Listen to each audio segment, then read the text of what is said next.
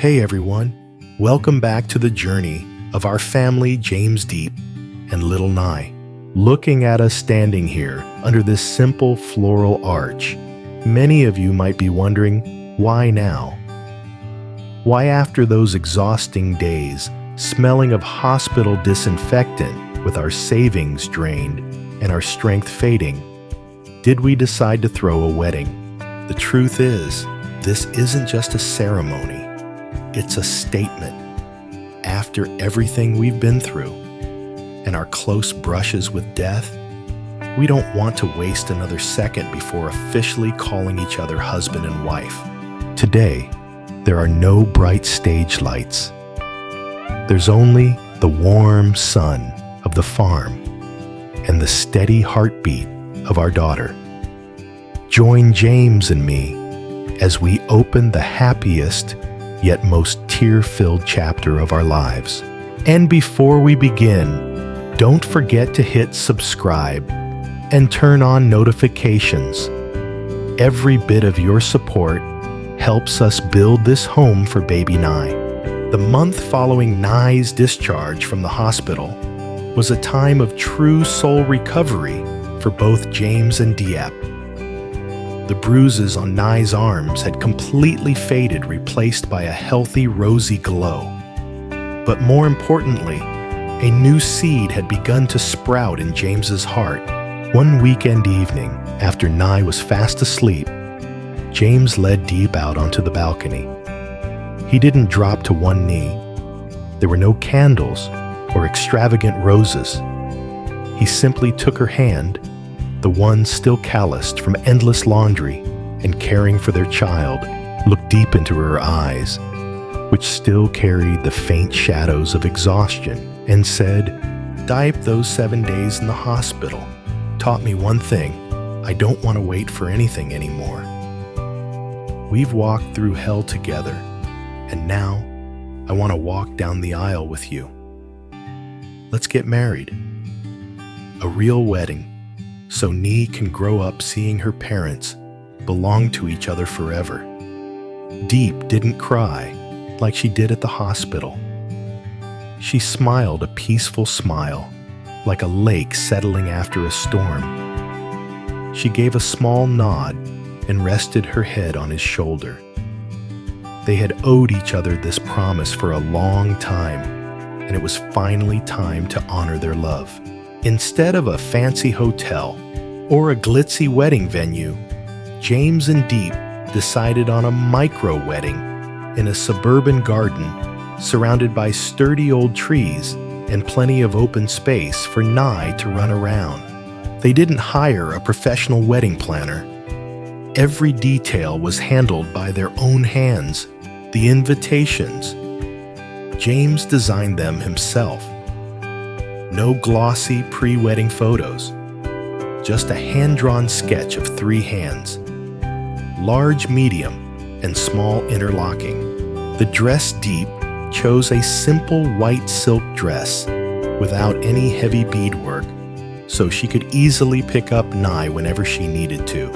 The flowers, no imported roses, just sprigs of heather and lily of the valley, symbols of coming home and simple happiness. Mrs. Ly was the most excited of all. She went to every shop in the city to find Ly a puffy white tulle dress, making her look like a little angel. For her, this wasn't just her son's big day. It was a day to give thanks for keeping their family whole. The wedding took place on a Saturday afternoon, bathed in honey-colored sunlight.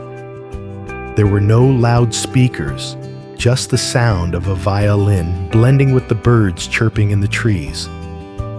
There were only 30 guests, the inner circle, who had checked in on them every hour while Ly was in the hospital. And even the young doctor who had treated her was there. James stood at the end of a path, blanketed in white petals. Dressed in a navy suit with his hair neatly styled back, his heart was racing faster than it ever had before a multi-million-dollar business deal. In the distance, Diep appeared. She wasn't alone. Little Ly, their tiny angel, who had just survived the storm of her life, was toddling in front of her, clutching a wicker basket filled with dried flowers. Ly giggled as she walked, occasionally stopping to track a butterfly fluttering past. Diep followed behind, elegant and radiant. The sunlight filtered through her thin veil, creating a soft glow that made James feel like he was dreaming. As they stood facing each other, under the arch of wildflowers, the world went so quiet you could hear the wind rustling through the leaves. James took a deep breath and pulled out a small piece of paper he had rewritten dozens of times. Diep, I used to think a wedding was just a formality, but after those 7 days in room 402, I realized it's a life and death commitment. Thank you for not letting go of my hand when I was at my weakest. Thank you for staying awake with me to watch every single one of our daughter's breaths. From this day on, I don't just promise to love you. I promise to cherish every second of peace we have. I promise to be your strongest wall, so that if the storm ever returns, you and I will be the first ones sheltered. Diep's voice caught in her throat. She hadn't written anything down. She spoke straight from the heart. James, we've seen the shadow of pain so closely that this light feels incredibly precious now. I don't need a life of luxury. I just need to wake up every morning with you by my side and see Ly healthy. This ring isn't just a bond between two people. It's a circle of protection for our family. I love you, my partner, for life. They exchanged rings, simple plain gold bands. There were no flashing diamonds, but they carried the weight of everything they had endured. Dinner was served on long wooden tables under the glow of string lights. There was no gourmet catering. Instead, it was a family-style feast. Mrs. Loy's signature, braised pork, fresh-boiled vegetables, and warm chicken soup for the kids. The young doctor walked up to James and raised a glass of juice. I've seen so many families fall apart after a child's illness because of the stress and the blame, he said. But seeing the way you two hold on to each other today, I understand why Ly recovered so fast. Love really is the strongest antibiotic. James looked over at Ly. She was sitting in her grandmother's lap, her face covered in cake frosting, laughing as she watched her parents' first dance. The song was a slow, wordless melody. In James's arms, Diep felt the solid strength of his shoulders. She closed her eyes, breathing in the scent of sandalwood from his suit, mixed with the sweet grass of the garden. Once the last of the guests had left, the small family returned to their familiar house. But tonight, the house felt completely different. It was no longer just a place to take cover from the storm. It was officially a home. James carried a fast-asleep Ly to her bed. He gently removed her tiny doll shoes and pulled a light blanket over her. When he walked back into the living room, he found Diep sitting there, taking out the last of her hairpins. He stepped close and helped her unfasten her white veil. "You looked beautiful today, honey," James whispered. The word wife felt sacred and sweet as it left his lips. Diep rested her head on his chest, looking out the window where the moonlight washed over the potted plants on the balcony. "James, do you remember the first day we brought Ly home from the hospital? I was so terrified." "I know," he replied, "but we don't have to be afraid anymore. we have each other." James pulled out a small photo album he had been working on in secret. The first page was a photo of Ly in the hospital, hooked up to an IV. The following pages showed her taking her first steps again, Mrs. Ly coming over to visit, and the final page was a photo he'd snapped that afternoon. 3 shadows stretching across the grass during the ceremony. Under that last photo, he took a pen and wrote, "Day 1 of forever." Life for James and Diep wasn't suddenly perfect or happily ever after in the fairy tale sense.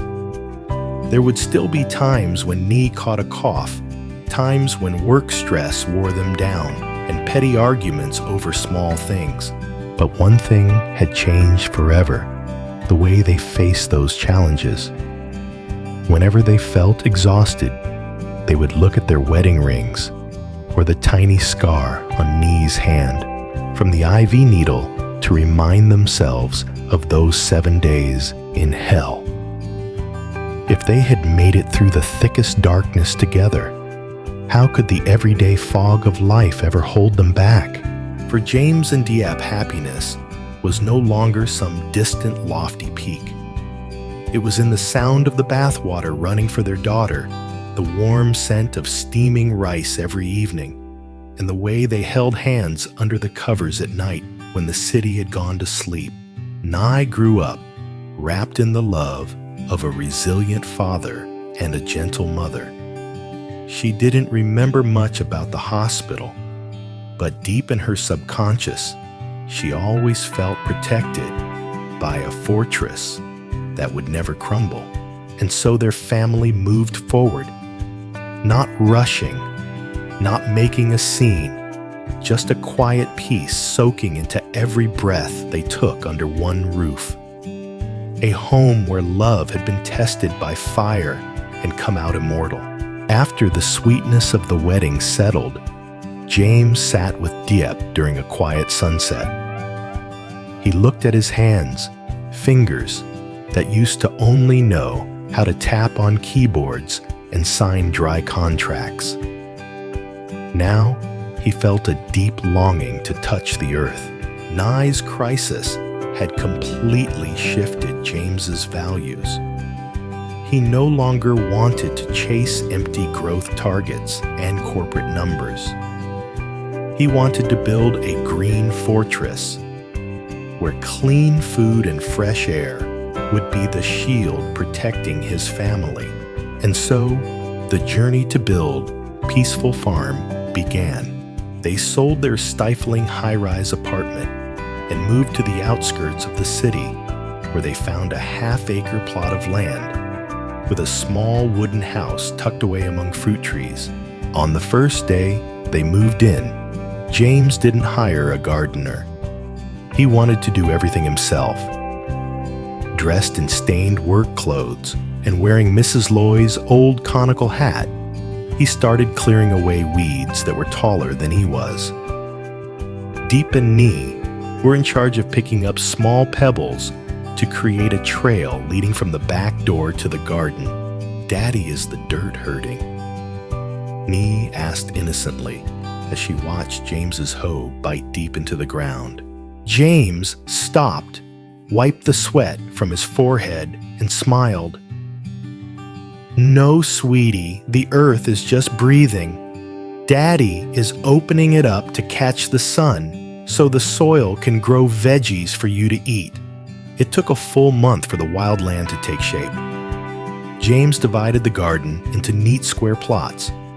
One for water spinach, one for bok choy, an area for climbing trellises of gourds and squash, and in the farthest corner under the shade of an old longan tree, the spot where he planned to build the chicken coop. James decided to raise free-range chickens, the kind with golden feathers and quick feet. He built the coop himself out of pine, carefully roofing it with thatch to keep the rain out. The day they brought home the first batch of chicks, Ly was so excited she refused to come inside for dinner. The yard was filled with the frantic cheep-cheep of tiny golden fuzzballs. James taught Ly how to scatter the feed and change their water. "Look here," James said, pointing to the smallest chick in the brood. "If you take good care of them, they'll grow up and give you the best eggs you've ever had." But farm life wasn't always perfect. One night, a massive storm hit. The thunder and lightning were so loud that Ly woke up screaming in fear. James threw on a raincoat and ran out to the coop in the middle of the night to reinforce the roof. The next morning, he found that 2 of the smallest chicks hadn't survived the cold. It was the first time Ly had faced death since leaving the hospital. She stared at the 2 tiny still bodies with tears welling in her eyes. James pulled her into a hug and whispered, "That's how life is, sweetie. There is birth and there is loss. It's okay to be sad, but it means we have to cherish the ones we still have even more." The lessons of survival on a farm were harsher than in the city, but they made Ly tough. She was no longer the fragile, frightened little girl from the hospital ward. 3 months later, Peaceful Farm began to pay them back. Rose, a vibrant green bok choy, grew without a single drop of pesticide, only organic fertilizer and steady care. Diep harvested the first leaves herself, her smile glowing in the morning sun.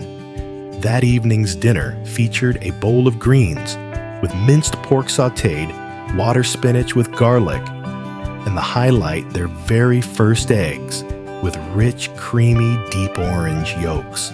James watched his wife and daughter eat with such gusto that it gave him a sense of fulfillment no business deal ever could. "Do you taste that?" Diep said, plating some food for him. "It tastes like the sun, the wind, and all the love you put into this soil." James had filled out. He was stronger, and his skin was tanned, but his eyes were sharper and clearer than ever. He no longer needed sleeping pills to get through the night. The beep-beep of hospital machines had been replaced by the rooster's wake-up call at dawn and the steady hum of crickets at night. The farm became more than just a source of food. It became a destination for old friends. Every weekend, Mrs. Loy would drive down from the city, bringing bags of new seeds. James's old colleagues started showing up too. They'd ditch their stiff suits, roll up their pants, and help James dig or pull weeds. They talked about life and finding peace instead of stock prices or sales quotas. Even the young doctor who treated Ly stopped by. He was stunned to see her running through the garden, her cheeks rosy from the sun, with no trace of the exhausted child he remembered. "James," the doctor said, sipping green tea brewed from leaves picked right in the yard, "you found the best medicine for your family. It's the connection to nature." One night, under a full August moon, James built a small bonfire in the yard. The family gathered around as Ly wandered through the garden with a paper lantern humming to herself. James leaned back against a tree and pulled Diep close. "Any regrets about leaving the city?" he asked softly. Diep looked up at the star-filled sky, something they could never see clearly in the city, and shook her head. "Not a single one. For the first time, I feel like I'm actually living, not just surviving." James looked at his calloused hands, then over at Ly playing nearby. He realized this farm was the greatest legacy he could ever leave her. It wasn't about money or power. It was about giving her a soul that appreciates life, understands the value of hard work, and remains calm in the face of life's storms. Tomorrow morning, the sun will rise over Peaceful Farm again. James will wake up at 5 a.m. to the sound of the roosters and head out to the garden to harvest greens still heavy with dew. Their life is simple now. Plant a tree, raise an animal, and love each other with every breath they have. The first winter at Peaceful Farm wasn't as cold as James had expected. Even when the north wind whistled through the longan trees, the warmth from the kitchen fire and the scent of Diep's roasted ginger kept the chill away. By the time the garden was overflowing and the flock of chickens had grown to over 100, James began thinking bigger. He didn't want to keep this peace to himself. He was still haunted by memories of those gray hospital hallways where exhausted parents counted their last coins just to buy a bowl of porridge for their children. James decided to set up a special produce stand at the corner of the farm, right by the dirt road leading into the village. He put up a small wooden sign that Nee had painted in bright colors, "Peaceful Produce for Hungry Bellies." Next to the baskets of fresh greens, squash, and organic eggs sat a small wooden box. James told Diep, "We aren't selling this. We're sharing it. Those who can afford it can drop a few dollars in the box for seeds. Those who are struggling can just take what they need for their kids." At first, the locals were hesitant. They watched the city guy turned farmer with curiosity.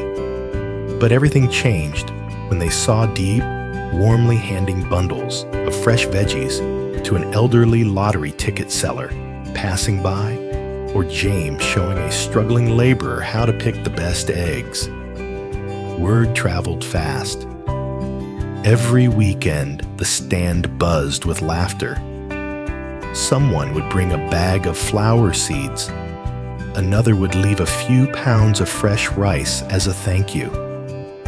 James realized that when you open your heart to the world responds with an invisible but powerful warmth. One evening in December, as Nee was busy coloring eggs for the upcoming New Year, James had a bold idea. He reached out to the young doctor from the children's hospital. "Doctor," he said, "I want to invite some families of pediatric patients, especially those who are struggling and in recovery, to the farm every Saturday. There's fresh air here, veggies they can pick themselves, and chickens they can feed. I want these kids to breathe real air instead of just smelling disinfectant." There was a long silence on the other end before the doctor choked up. "James, that's a spiritual medicine more valuable than any vitamin I could ever prescribe." Soon, the first van, carrying 5 families, arrived at the farm.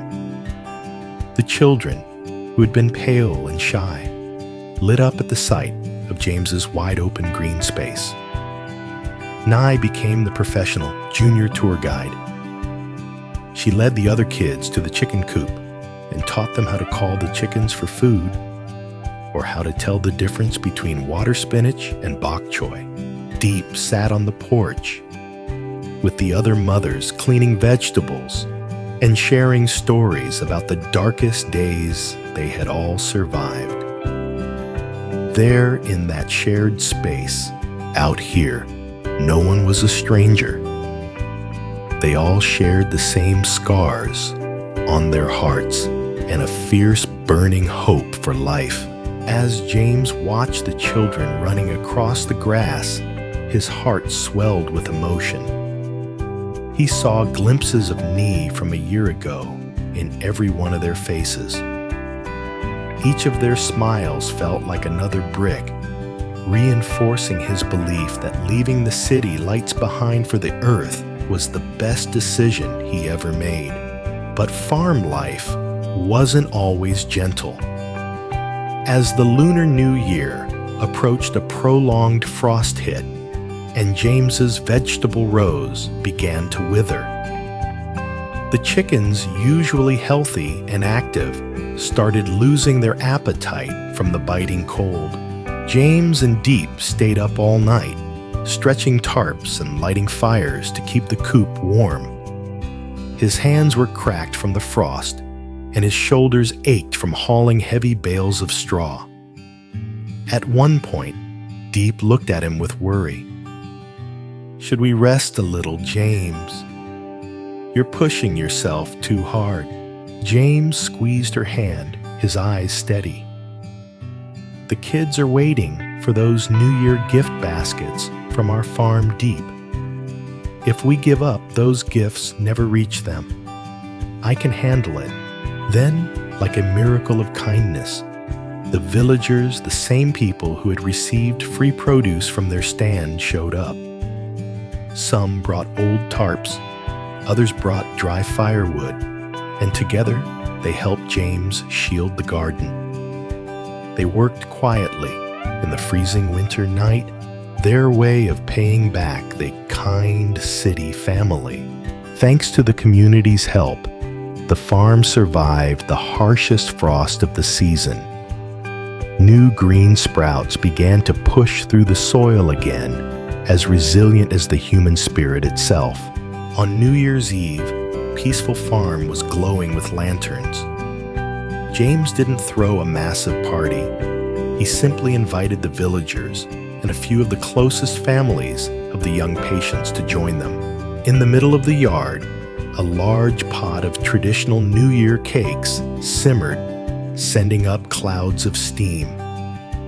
Nye and the other children gathered around to hear Mrs. Loy tell ancient folk tales. The scent of the leaves and beans mingled with the smell of incense, creating an atmosphere that was incredibly sacred and warm.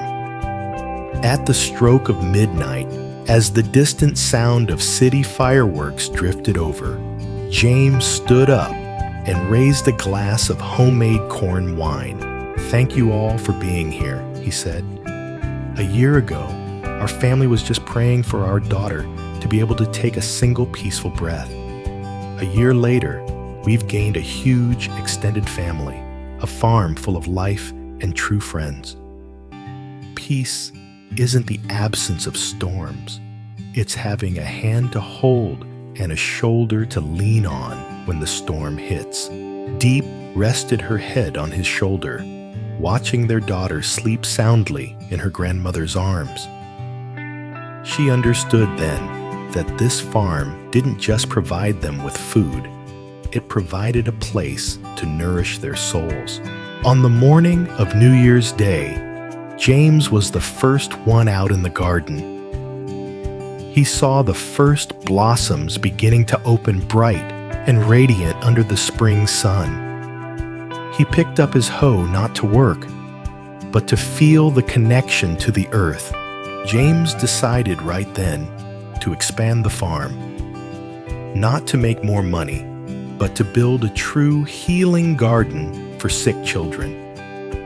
He planned to build small wooden cabins where families could stay overnight, breathe the fresh air, and learn to be at one with nature. The journey of James Diep and Nye had officially turned a new page. From a family on the brink of despair, they had become sowers of happiness.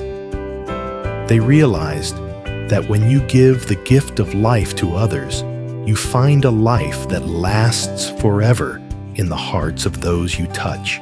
The dirt road leading to the farm grew smoother and more worn with each passing footstep. The crowing of roosters, the sound of children's laughter, and the scent of the earth after a rain. It all harmonized into a symphony of a new life. A life where every passing second felt whole and deeply meaningful. James looked up at the deep blue sky and smiled, making a silent promise to himself. He would keep this fire burning, ensuring that Peaceful Farm would always be a sanctuary for hearts in need of healing. After that warm New Year season, James didn't stop at giving away vegetables or eggs. He saw a deeper hunger in the eyes of the parents who brought their children to the farm every Saturday. They didn't just need organic food. They needed a night of dreamless sleep. They needed a space where the phantom sound of a ventilator didn't haunt their thoughts. James took his final savings and borrowed a bit more from like-minded friends to build 3 small cabins on the gentle slope of the farm's hillside. He personally selected every plank of pine for its light, soothing scent, knowing that the aroma of wood is naturally calming for frayed nerves. Diep took charge of the interiors. She avoided anything mass-produced, traveling instead to traditional craft villages to commission bedding made from natural linen and dyed with plant extracts. It was safe for the sensitive skin of sick children and provided a grounded, earthy comfort. When the first cabin was finished, the first guests they invited were Nam and his wife, a family whose son was undergoing treatment for leukemia, whom James had met on New Year's Eve. During their first week at the farm, Nam didn't do much of anything. He just sat in a rattan chair on the porch, watching his son Bon as Nee led him into the strawberry patch. James walked over and set a glass of hot herbal tea on the table. He didn't ask, "How are you feeling?" because he knew that question could sometimes feel like a burden. Instead, he simply said, "The weather's great today. Want to help me fix that west fence later? I'm a bit slow on my own." James understood that for men, healing often comes through physical labor. When your hands are busy with hammers, nails, and wood, your mind finally gets a break from lab results and painful rounds of chemo. They spent the entire afternoon working, saying very little about illness. They talked about wood types, the weather, and the future of the seedlings. That night, for the first time in 2 years, Nam slept straight through from 9 Monroe p.m. to 6 a.m. He woke up without the bloodshot eyes caused by chronic exhaustion. That was exactly the miracle James had been hoping for. While James focused on the land and construction, Diep came up with the idea for a small craft workshop under the shade of the long-gone tree. She used materials found right on the farm: dried straw grains, pressed flowers, and pine cones. Hai, now 4 years old, became her mother's right-hand assistant. The workshop became a gathering place for the young patients. Hands that still bore the marks of IV needles were now busy gluing bean art and weaving bracelets out of fragrant grass. Diep realized that when the children focused on creating something beautiful, their physical pain seemed to fade into the background. Nai was incredibly generous, happily giving up her favorite teddy bear to a child who had just undergone a minor surgery. Her sense of empathy grew every day she spent on the farm. She was no longer just a child receiving love. She had become a source of positive energy for everyone around her. One night, under the full moon of the 4th lunar month, James decided to host a small acoustic night. There was no stage and no massive sound system, just a small campfire and a few acoustic guitars. The guests included the family staying at the farm, their kind neighbors, and the young doctor, who by now had become a close family friend. That night, under the vast open sky, songs about love and life drifted softly through the air. Tears were shed, but they weren't tears of despair. They were a release. Diep sang a lullaby she used to sing to Nee during those long nights in the hospital. Her voice was clear and soaring, drifting over the trees and touching the deepest corners of every heart in need of comfort. Near the end of the night, a 6-year-old girl, wearing a beanie to cover a head left bald by chemo, stepped into the center of the campfire circle. She began to perform a folk dance she had just learned from Diep. In that moment, the entire farm went silent. No one saw a patient anymore. They only saw an angel dancing in the midst of a vibrant life. Life is never a straight path. Out of nowhere, a highway project was announced, and part of Peaceful Farm was marked for demolition. The news hit James like a bolt of lightning. He had poured his heart, his sweat, and all his healing memories into this land. For a week, James couldn't sleep.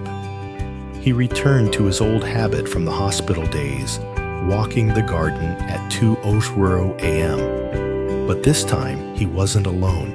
Diep stepped out behind him and draped a warm coat over his shoulders.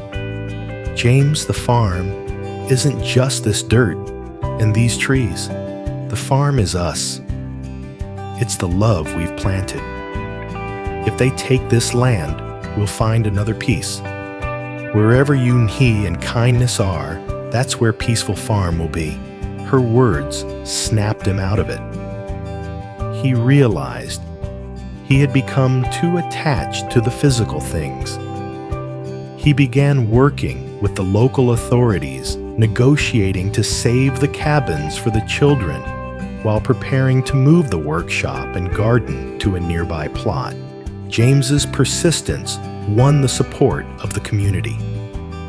Friends and families he had helped signed a petition to preserve this unique sanctuary. Eventually, the local government agreed to slightly adjust the road's path to spare the heart of the farm. It was a victory for humanity. Time marched on. Ly grew taller, her legs strong as she sprinted down the dirt paths. She had learned how to sprout sunflower seeds on her own, giving one to every child who came to the farm to recover. Peaceful Farm had become a small ecosystem. James and Diep started writing a book about their journey from the 7 days of hell in the hospital to the green heaven they found in the real world. The book wasn't about farming techniques. It was about how to cultivate hope. They were no longer the ambitious, anxious James and Diep of their youth. They had become gardeners of the soul. Every crinkle at the corner of James's eyes and every silver hair on Diep's head told a story of patience and love. One autumn afternoon, as honey-colored sunlight poured over the porch, James sat watching Diep teach Ly how to make jam from the garden's mulberries.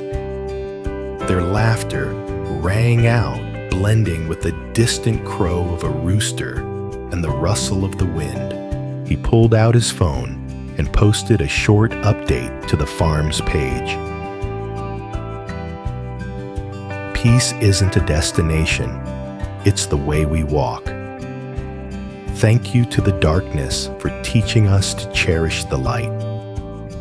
Thank you to the pain for teaching us to treasure every ordinary breath. Ly ran over, wrapped her arms around his neck, and kissed his sun-browned cheek. Daddy, can we plant more sunflowers tomorrow, so that whenever the kids come here, they always see the sun? James pulled her close. Yes, the sun would always rise at Peaceful Farm, as long as they kept the fire of love burning in their hearts. Their life, after so many storms, had become a calm river, flowing through a landscape of kindness and carrying the seeds of life forever onward.